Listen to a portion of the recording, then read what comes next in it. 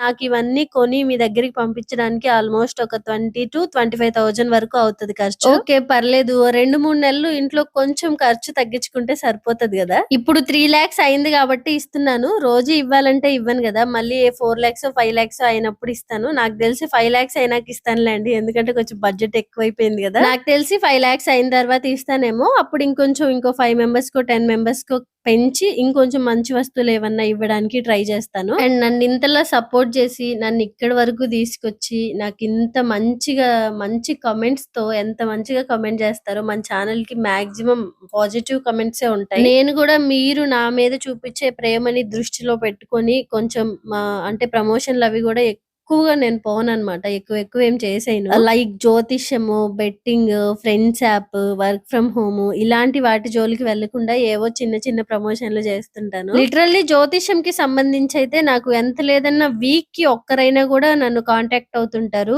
వీడియోకి 5,000 అలా ఇస్తాము అని చెప్పి.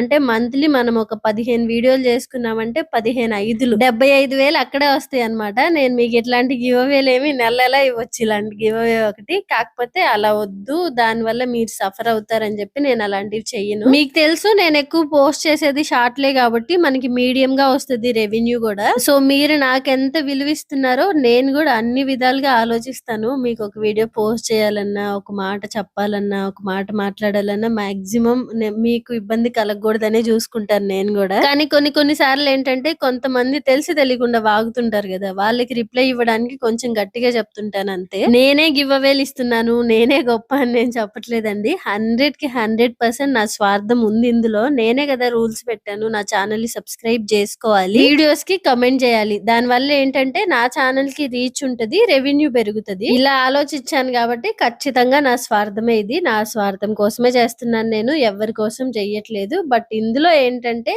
నా స్వార్థం కోసం నేను మిమ్మల్ని సబ్స్క్రైబ్ చేసుకోండి, కమెంట్స్ చేయండి అని అడిగాను కాబట్టి మీకు రిటర్న్ గిఫ్ట్ లాగా ఏదన్నా ఇవ్వాలని నా ఆశ అంతే.